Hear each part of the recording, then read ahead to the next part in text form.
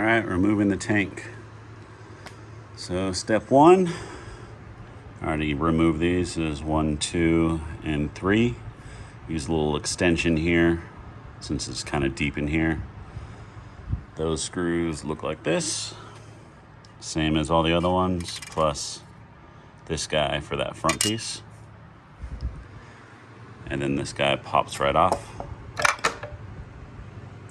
All right, so you got little 2 tabs there. Well, one right there and one on the other side. And that'll, yeah, it's very easy to pop off. Okay. Look at that collection. All right. So you can see I already removed this guy. It is very simple. Obviously you need to remove the seat. You just pull back the cushion. There's one screw right here. Release that. There's a little tab that goes in here. You just pull up and out. So I'm about to remove this one, and it is just as easy. One right here, one right here. Once you do that, you just kind of push forward a little bit, and then you kind of pivot like this, which will release this tab. You can see it's like the little slot that goes underneath here. So when you pivot, you give it a little bit of flex, it'll go ahead and release that, and then it slides right out. Like, it's very light pressure. It doesn't, no snaps or nothing. This thing came off very easy. All right, tank removal. So 2 13 mils, one right here, one on the other side. And this is a 10 mil right here. Undo that, slides out, should come loose. Then you can pivot up, and I believe there are 2 vent hoses up here. That'll come off. And then 2 electrical connections for the fuel pump and fuel sensor down here, which should be a simple kind of pop the tab and lift up. Good idea to have a near empty tank or empty tank just for weight, but it's supposed to be pretty light setup, so it should pop off. And then if I didn't mention, here's that tab. So the 2 tabs for the side panels. So pivot here and then slide forward, and the whole thing just comes right off. Removed. So you pretty much just press on this guy, that part comes off, have a rag for little drops of fuel that come out, and then these 2 electrical connections, or the glare shitty right here, but you just have to lift this tab, same, it's identical on both sides, and then it slides right out, and then this whole thing is loose. So that is what the M setup is. Here are those 2 connections. All right, they only go in one way. They're different size, so no worry about confusing them. And then the fuel hose is right here. So putting it back in will be super simple. Little rubber O-ring to seal it. You just press it in and it'll snap right in. The same thing with the 2 electrical connections. So yeah, I didn't lose that much fuel at all. The tank wasn't completely empty. Wasn't completely full either, but yeah, just a handful of drops there. I just enjoyed those sweet fuel fumes, and then continued on. So, and also this screw looks like this, or bolt. So it's a long guy, but yep, super simple, popped right off. So now to undo this mess so I can get access to the Airbox.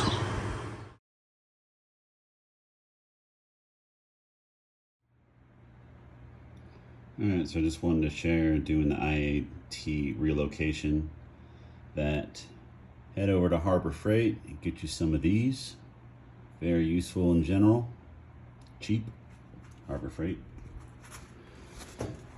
And then when you drill into your air duct, whether or not you're using the stock or this carbon piece like I got, you can basically line the edges, plops right in there, and then you have a nice rubber seal, which also gives it enough friction that it's not going anywhere.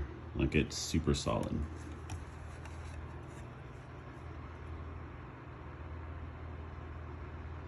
So what I did too is I added a second larger one up top, as you can see along that edge, just to cover the OEM rubber seal in case I ever want to throw it back there. That way it doesn't become brittle and whatnot over time.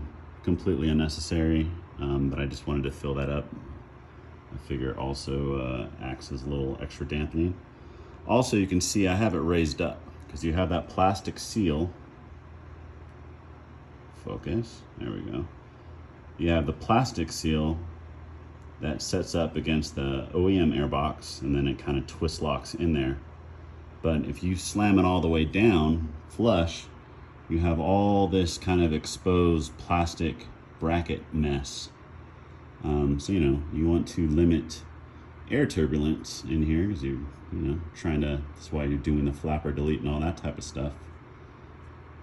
So I basically just offsetted that, and then the little prongs, which have some flex to it, grabbed onto the rubber O-ring and seated itself. So now you have a super clean install.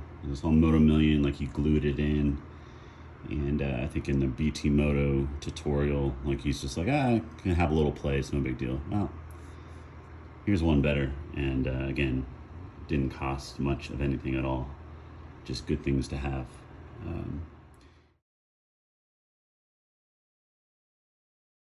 Okay, Airbox is done.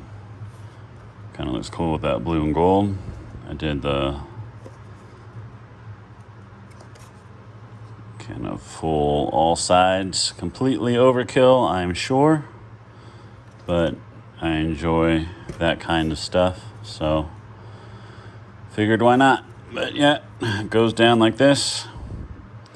This will all be covered by the ECU harness and everything. I just made sure not to put any tape where it would seal, which is generally just right here. Obviously the screw holes, and the rest I just made it nice. But yeah, got the plug right there, looking good. Completely wrapped. I didn't bother taking this off because I knew doing the top was kind of overkill anyway. Yeah, so I could have removed this and wrapped underneath, but whatever. I did take pictures of all the little stickers just in case I need them, but yeah, man. So gold wrap, heat foil, airbox, and the BT Moto velocity stacks all installed. Looking good. Okay, so the front part of the airbox is completely wrapped. A bit easier this one, in particular because of more flat surfaces. So again, I'm sure it makes such a small difference, but whatever. Still got plenty. Looks cool, so I did it. And now it matches the airbox. It'll be so much gold.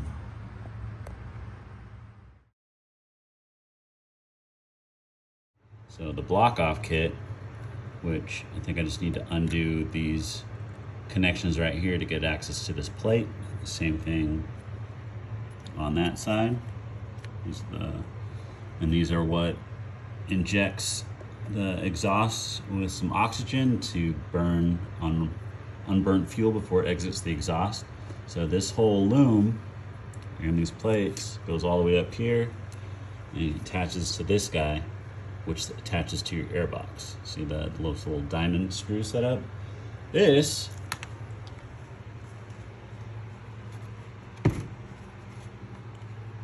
attaches right there. Right, so your airbox is oriented correctly now like that, and it's right there on the right side. So Alpha Racing sells a block off plate, which is essentially just this guy right here, without whatever this component is. I'm assuming this is what pumps the air or sucks the air out of the airbox and does the whole thing right here. So This wire and everything will be undone. This pops off. Again, all of this is now going to be gone, right? So this is part of the block off plates, but it's the same components. Okay, here's a little note. So undid this connector. You basically just use a little screwdriver, push this out, then that becomes a lever. You press down on it and then you pop it out. This, removing this whole thing, much easier. So you can see now I have access to all of that, but you just basically squeeze on the side here and then pull up. So just note that you're not removing this whole metal thing, it's just the plastic, so you just grab it. Okay, so I got the piece out. This is how it's oriented in the bike, just like this. And again, this connects to the airbox. And this has the same connector as what's attached to the plates. And you basically just give a little squeeze and this thing pops out like so. Okay, I'm just connecting it back because I want to keep it together. I'll probably weigh this. I mean, this has got a little bit of weight for this, but this is whatever. But yeah, so that is that disconnected from the engine bay. And here we are with those two parts exposed. All right, so this guy goes there. Probably just gonna move this up and out of the way as I get access to these. This just looks like 3 screws. And I think there's some type of reed element underneath. I'll find that shortly and I'll show you. Those two are relatively easy, the 2 bolts to access. That one was a son of a bitch. I imagine if a tech was doing this, probably in the manual, to remove the whole loom to give you a little bit more clearance back there. But I used this guy, which I forget where I got this. Might be another rando Harbor Freight thing, but it's ratcheting and whatnot. Got in there fine, enough to break it loose. It's a T30 in there. Yeah, and then these are aluminum bolts here. So, you know, no magnet, very lightweight, so be wary. And yeah, so this is the cover. Initially, this kind of freaked me out because the stuff that I researched and whatnot, there's just no real pictures on how to do this, at least easily searchable. So this is what that looks like removed, right? And what's interesting is it has this kind of like location set pin, and you can see in the back there's a little hole that this interfaces with right there. So that's interesting. The kit does not come with a plug. I don't really think it'll do anything because it's behind the radiator and everything, but I don't know, I might grab these little washer plugs that I might use for that. But here are the Alpha Racing replacements with a little reed replacement. So swap hands here. So you basically will just reach in here and pop that off. And you got this guy. And you also got these little reeds, which I believe you can remove as well. Okay, there's the reeds removed, left and right side. They do go in a certain orientation. So again, this is the order that they came off of. So the screws, just pop that off. This is nested underneath. That's what that looks like. And then these guys are nested in there. And there's it. All naked focus. All right, throw some light in here, but you guys can see what's up. Okay, so this is the before, after, once you remove it.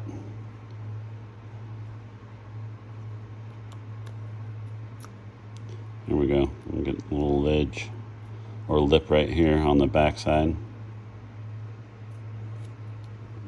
And just kind of deglove it. Oh, I should go the other way. There we go. Okay.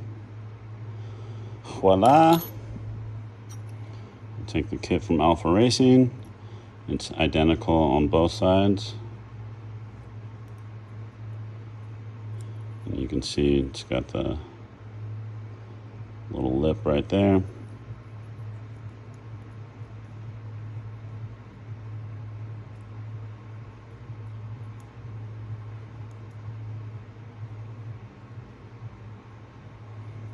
Here we go.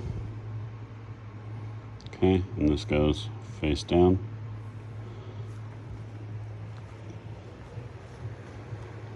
So you can see I already got that one on. This side it's in shadow. I got to bring my work light over. Was a bit easier to access the screws because the wiring loom right here is kind of in your way for knuckle busting action. Over here, not so much. So you got a little bit more room to play with. But yeah, this just goes seats in there, slap it on, and it's super low foot-pounds or newton meters on there. So again, it's aluminum, so they were very easy to break. So you should have that memory if you're wrenching in here. Otherwise, Alpha Racing tells you the exact way if you want to fit a torque wrench in there. For me, I just got it to what it felt like when I took it off. Been wrenching for a while, haven't broke a bolt in a long time, so knock on metal. That's how it works, right? Okay, so there you go. The blocks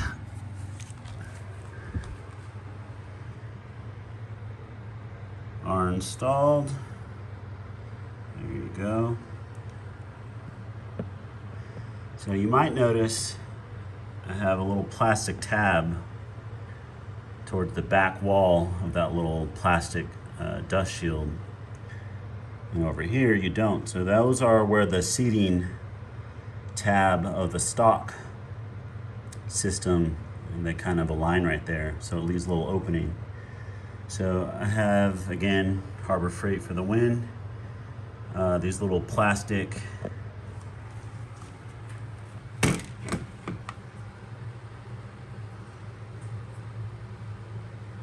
little tabs common to a lot of automotive fixing, and you can gain access.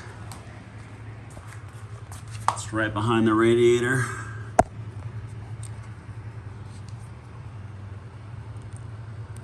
Right up there. You can kind of barely see it. I run out of hands. Bring the light over.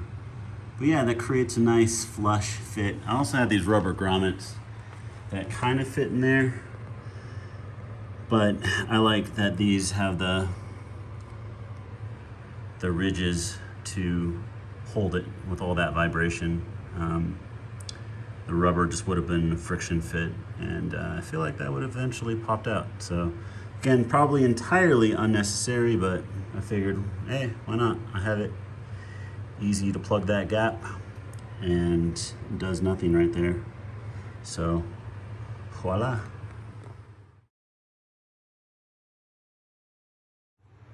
This guy is another just part of the exhaust system, right? So this goes to the charcoal box and deals with the fumes from the ignition or whatnot. It's a way of it's a capture device, right? So unnecessary for race applications, i.e. it translates to weight.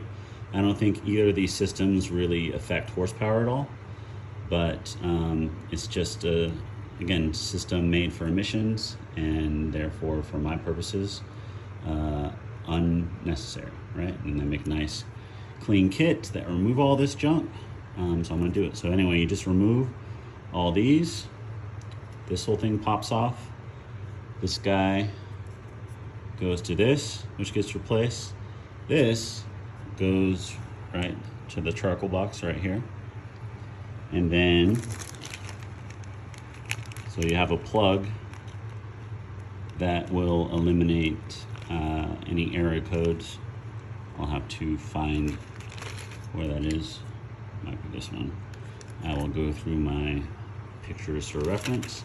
Right, has little rubber caps to connect all these guys, and these little metal, I don't know what they call them, little spring collars to keep these on, right? And then this trifecta of tubing right here is to basically run the cables that come off your gas tank, so you can still the vent hose and all that stuff will work, because one of these is going to be eliminated because it's attached to this guy. So connecting that to the gas tank, which is this one, and there was another one on the right side of the bike. Here it is. Or actually probably reverse, the longer one. So left side, longer one, right side. So that little tri connects these two, plus that bottom one down there, so it still retains all of that. Okay, so let's get after it. I already popped these off and just put it back, just so you have a placement idea, but screw right here, this is just a seat tab that then becomes loose, and then give these guys a nice firm tug, disconnect, disconnect. This goes to this. This goes to the charcoal canister, gets fed underneath here, pops right here. I already removed that. And then this whole piece is now clear. So I don't believe any of this gets reused, because that's what the electric plug will be. This basically seats in the side of the airbox. Yeah, so if anything, the plug will go in here. I will test that momentarily, but there might be a different one. But yeah, so as far as removal though, super simple. And here's that removed.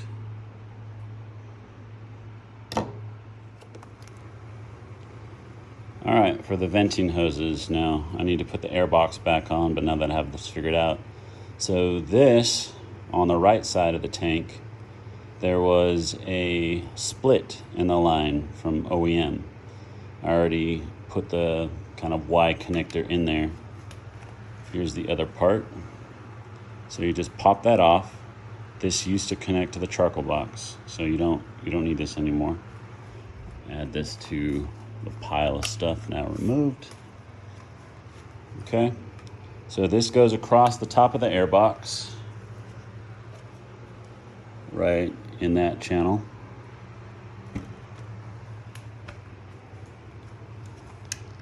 And here's the left side of the tank if you're on the bike.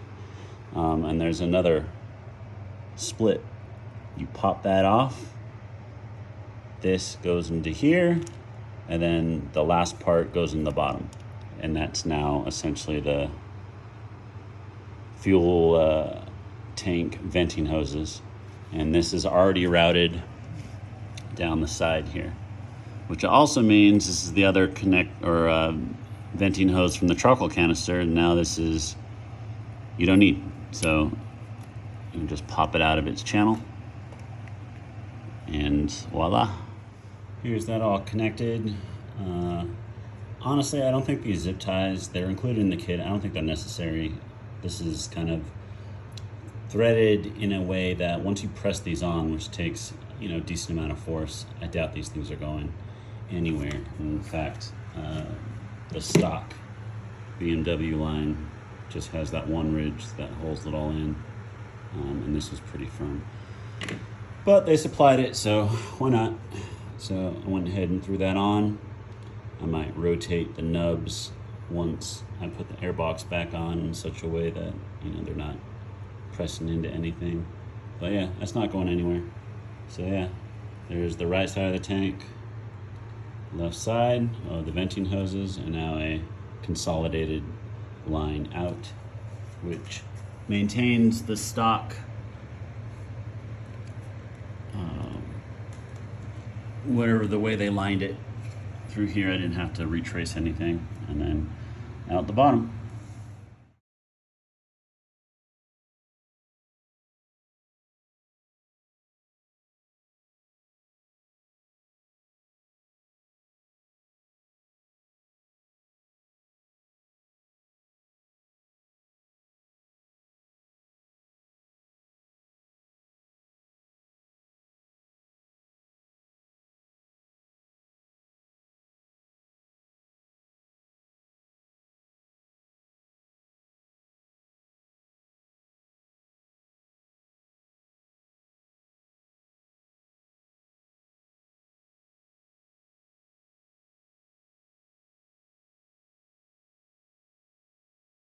Capacity about 302 grams.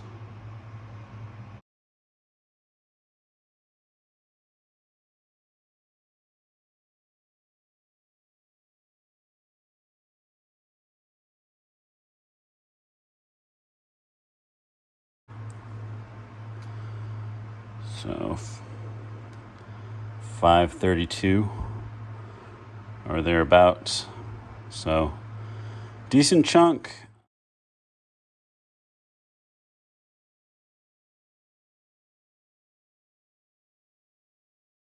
All right, she's all buttoned up again. So there's that beautiful gold wrapped airbox and front duct. A little glimpse there once everything's back on.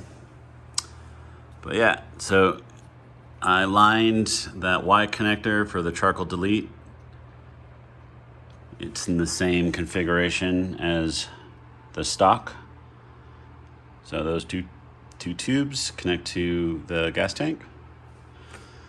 I also, the connector for the charcoal canister that you use the plug, you can see it right here. I zip tied underneath this hollow. So there was already a plug zip tied here, so I just mated it because there was plenty of space underneath here, but here's that peeking through. So nice and clean. I just tucked the wires in here, boom, boom. The IAT connection is right here. I just followed the OEM loom and threw a couple zip ties along it to make it nice and secure. There's that. And then the last part was the plug for this. I went ahead, it's connected right here. And I just wired it or traced it back along the loom right here and did some 2 zip ties right here. It's tucked underneath. The IAT, also nice and clean. Got it connected here. I pulled it tight. Again, I followed the OEM wiring all the way through here, and again, just traced up through here. So, pretty pleased with how that came out. Legit. Right, so a final piece of the secondary air unit removal. This kind of linked with the block offs because beforehand this guy was on there, which actually has some heft to it. Here's the stock O-ring. It's like the silver rubberized O-ring. And then there's the tubes that go down to the block off plates, which are then those air valves that pump air into the exhaust to burn off unburned fuel before it exits out of the system. So Alpha Racing makes this nice trick plate that's a fraction of the weight and closes this gap. So now that system is completely gone and streamlined. So pretty nice. Now, yeah, beforehand there was like the big old piece and the wire runs back there, but capped off.